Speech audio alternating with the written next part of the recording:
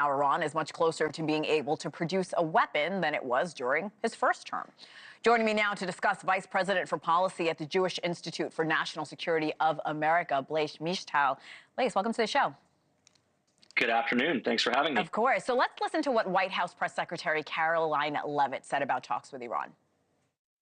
His ultimate goal and the ultimate objective is to ensure that Iran can never obtain a nuclear weapon. The president believes in diplomacy, direct talks, talking directly in the same room in order to achieve that goal. But he's made it very clear to the Iranians, and his national security team will as well, that all options are on the table, and Iran has a choice to make. You can agree to President Trump's demand, or there will be all hell to pay. Blaise, negotiations usually take several months, maybe even years. How realistic is President Trump's 2-month deadline to negotiate a brand new nuclear agreement with Iran? It is a really tough deadline to meet. At the same time, it's an extremely necessary deadline.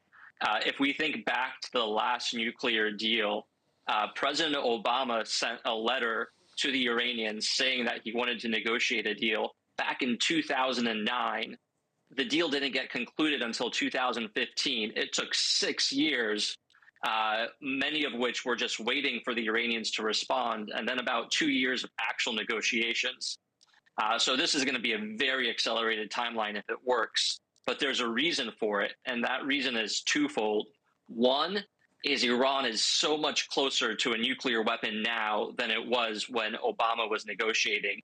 Back then, Iran was maybe 2 months away from being able to produce enough enriched uranium for a bomb. Now it can do it in 10 days, and it can produce 10 bombs worth in 1 month. It is on the verge of being right there. And the second is that our ability to pressure the Iranians is also going to run out. Come October, the UN sanctions that have been in place on Iran but have been paused for the last 10 years, they will expire.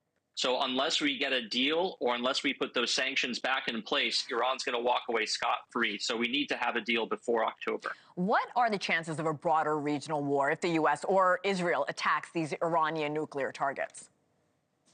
I think the Iranians certainly want us to believe that there's a big war coming, that Iran is going to attack everywhere and everywhere. But we've seen the worst that Iran can do over the last year and a half of its war against Israel.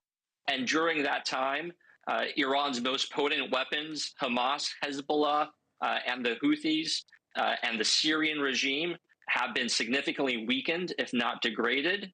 And the 2 attacks Iran itself launched against Israel were pretty handedly defeated by Israel and the United States.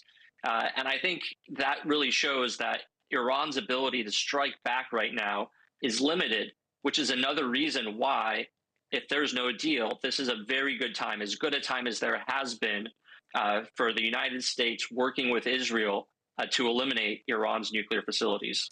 Vice President for Policy at the Jewish Institute for National Security of America, Blaise Misztal, thank you for your perspective. Thank you.